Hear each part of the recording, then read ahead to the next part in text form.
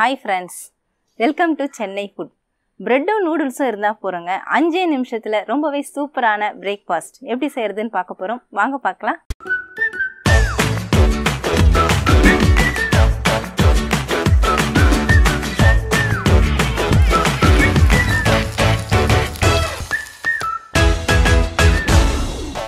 பேனை சூடுபடுத்திக்கோங்க.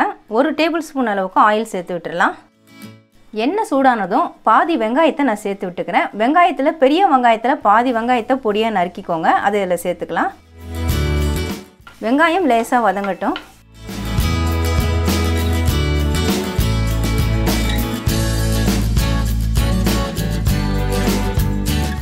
வெங்காயம் வதங்கினதும் நம்ம தக்காளி சேர்த்துக்கலாம். நான் ஒரு குட்டி தக்காளியை பொடியாக நறுக்கி வச்சுருக்கேன். அதை இதில் சேர்த்துக்கிறேன். தக்காளியும் வதங்கணும்.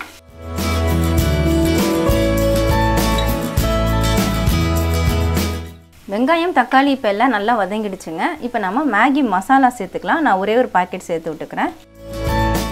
மேகி மசாலா சேர்த்துட்டு நல்லா மிக்ஸ் பண்ணி விட்டுக்கோங்க. அடுத்ததாக சில்லி பவுடர் சேர்த்துக்கலாம். நான் 1/4 ஸ்பூன் அளவுக்கு சில்லி பவுடர் சேர்க்குறேன். 1/4 ஸ்பூன் அளவுக்கு சால்ட்டு அதையும் சேர்த்துக்கிறேன். இந்த ரெண்டையும் சேர்த்துட்டு நல்லா கலந்து விட்டுக்கலாம். இப்போ 1 கிளாஸ் அளவுக்கு நான் தண்ணி சேர்த்துக்கிறேன். தண்ணி நல்லா சூடாகணும். தண்ணி இப்போ நல்லா கொதிக்க ஆரம்பிச்சிருச்சுங்க. நான் ஒரு மேகி பீஸ் தான் எடுத்திருக்கேன். அதை நல்லா உடச்சி போட்டுக்கலாம். உடச்சி போட்டுட்டு நல்லா மிக்ஸ் பண்ணிக்கோங்க. இந்த மேகி இந்த தண்ணியில் நல்லா வேகணும். தண்ணி வத்துற அளவுக்கு வேக விட்டுக்கோங்க. மேகி தண்ணிலாம் வற்றி நல்லா வெந்துருச்சு பாருங்கள். ஒன்று நல்லா ஒன்று சேர்ந்து வந்திருக்கு. இப்போ கடைசியாக நாம் கொத்தமல்லி தழை தூவி விட்டுக்கலாம். கொத்தமல்லி தூவிட்டு ஒரு மிக்சிங் கொடுத்துடலாம்.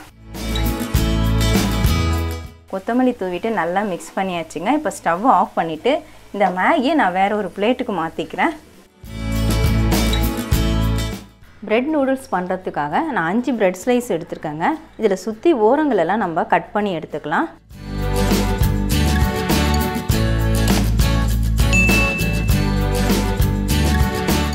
கட் பண்ண இந்த ஓரங்கள் எல்லாம் நமக்கு வேஸ்ட் ஆகாதுங்க. இதை நம்ம பிரெட் க்ரம்ஸ் பண்ணுறதுக்கு யூஸ் பண்ணிக்கலாம். இதே மாதிரி எல்லா பிரெட் ஸ்லைஸையும் நான் கட் பண்ணி எடுத்துக்கிறேன். எல்லா பிரெட் ஸ்லைஸுமே நான் கட் பண்ணி எடுத்துட்டேங்க. இப்போ அதுலேருந்து நம்ம ஒரு பீஸ் மட்டும் எடுத்துக்கலாம். எடுத்துகிட்டு இந்த மாதிரி பூரி கட்டையில் வச்சுட்டு இதை நம்ம தேய்ச்சி விட்டுக்க போகிறோம்.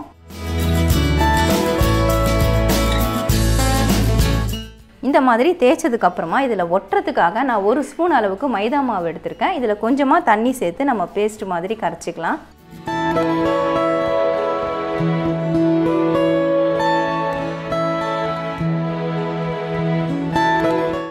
இந்த மாதிரி திக்காக பேஸ்ட் கரைச்சி எடுத்துக்கோங்க. இந்த பேஸ்ட்டை நம்ம சுற்றிலும் தேய்ச்சி விட்டுக்கலாம்.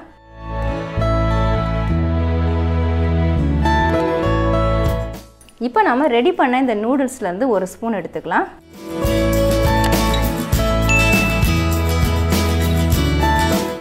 எடுத்துட்டு இதை அப்படியே நம்ம டைட்டாக பிடிச்சி ரோல் பண்ணிக்கணும். இப்போ இந்த ஓரத்தையும் நல்லா இந்த மாதிரி அழுத்தி விட்டுடுங்க, வெளியே வராமல் இருக்கிறதுக்காக. இதே மாதிரி எல்லா ரோலும் நம்ம ரெடி பண்ணிக்கலாம். பிரெட் ரோல்ஸை நம்ம பொரிக்கிறதுக்காக ஷாலோ ஃப்ரை தாங்க பண்ண போகிறோம். பேன் சூடாகிடுச்சு. நான் 1 டேபிள் ஸ்பூன் அளவுக்கு ஆயில் சேர்த்துக்கிறேன். உங்களுக்கு வேணுன்னா நீங்கள் டீப் ஃப்ரை கூட பண்ணிக்கலாம். நல்லா இதை ஸ்ப்ரெட் பண்ணி விட்டுக்கோங்க. இப்போ ரெடி பண்ண இந்த பிரெட் ரோல்ஸ் இதில் சேர்த்துக்கலாம். உங்கள் பேனில் எத்தனை பீஸ் சேர்க்க முடியுமோ அத்தனை பீஸ் சேர்த்து விட்டுக்கோங்க. ஒரு பக்கம் நிறம் மாறட்டும், அதுக்கப்புறமா திருப்பி விடலாம். மீடியம் ஃப்ளேமில் வச்சுட்டு ஒரு 2 நிமிஷம் நீங்கள் திருப்பி விட்டிங்கன்னா இந்த மாதிரி கோல்டன் கலரில் நமக்கு கிடச்சிருங்க. இப்போ நமக்கு ரெடி ஆகிடுச்சு. நான் எடுத்துடுறேன். பிளேட்டுக்கு மாற்றிக்கிறேன் நான்.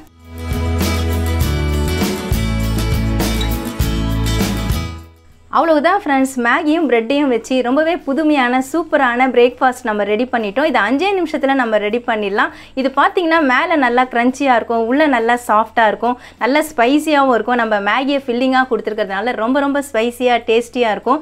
ஒரு புதுமையான ரெசிபின்னு சொல்லலாம். மேகியை நம்ம தனியாக செய்யாமல் பிரெட்டை தனியாக டோஸ்ட் பண்ணாமல் ரெண்டுத்தையும் சேர்த்து வச்சு செய்யும் பொழுது இதோடைய டேஸ்ட் ரொம்பவே அருமையாக அட்டகாசமாக இருக்கும். உங்கள் வீட்டில் ரெடி பண்ணிங்கன்னா குட்டீஸ்லேருந்து பெரியவங்க வரைக்கும் விரும்பி சாப்பிடுவாங்க. கண்டிப்பாக ட்ரை பண்ணி பாருங்கள். பிரெட்டையும் மேகி நூடுல்ஸையும் வச்சு 5 நிமிஷத்தில் சட்டுன்னு ஒரு பிரேக்ஃபாஸ்ட் எப்படி செய்யறதுன்னு வீடியோவில் பார்த்துருப்பீங்க. ரொம்பவே டேஸ்ட்டாக இருக்குங்க. இட்லி தோசை மாவு இல்லாத நேரங்களில் இந்த மாதிரி நம்ம செஞ்சுக்கலாம். அருமையாக இருக்கும். கண்டிப்பாக ட்ரை பண்ணி பாருங்கள். உங்களுக்கு இந்த வீடியோ பிடிச்சிருந்தா லைக் பண்ணுங்கள், ஷேர் பண்ணுங்கள், சப்ஸ்கிரைப் பண்ணுங்கள். பக்கத்தில் இருக்க பெல் ஐக்கானை கிளிக் பண்ணிக்கோங்க. அதில் ஆல்னு ஒரு ஆப்ஷன் காட்டும், அதையும் கிளிக் பண்ணிக்கோங்க. நன்றி, வணக்கம்.